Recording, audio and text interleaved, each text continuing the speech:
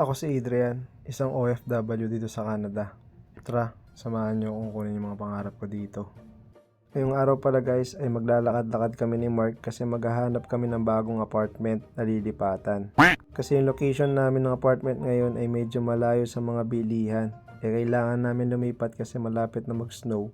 Baka mahirapan kami kasi pag snow na, sobrang layo pa ng bahay namin. Mahirapan kami mamili sa mga needs namin, lalo na sa ulam namin pang araw-araw.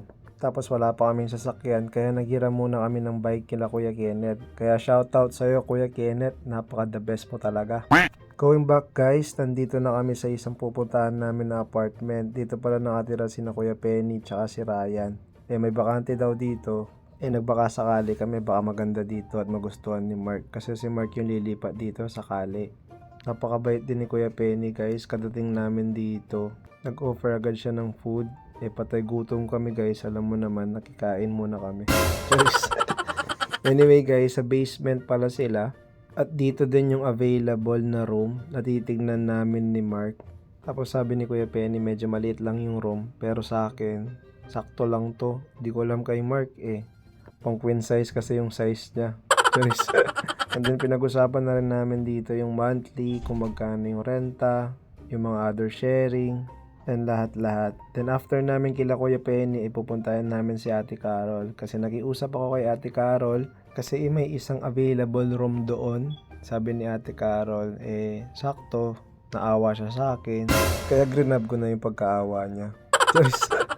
Roxy! Kumusta ka na?